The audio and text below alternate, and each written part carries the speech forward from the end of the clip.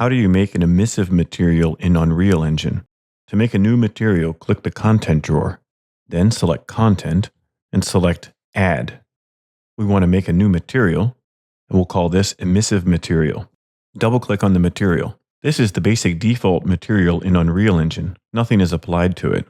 Now we're going to make it emissive. We need a few nodes to be able to do this. Right-click and search for Parameter and select Vector Parameter. Label this Emissive Color. This is the color for our emissive material. We also need a Multiply node. Right-click, search for Multiply. In addition to the Multiply node, we need a Scalar Parameter node. So right-click, search for Scalar, and select Scalar Parameter. We can label this emission strength. Now let's plug up the different nodes. Plug the emission strength into the bottom of the Multiply node.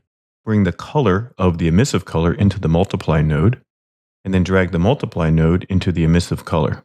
Right now, we don't have any color on this, so let's click the default value and pick a fun color. And now we can change the value to 3, and this suddenly becomes emissive. Now we have an emissive color in Unreal Engine. Make sure you save it. Then navigate to the Content drawer. Here we have our emissive material. Right-click it and create a material instance. If I double-click on this, now I can change different parameters for the emissive material.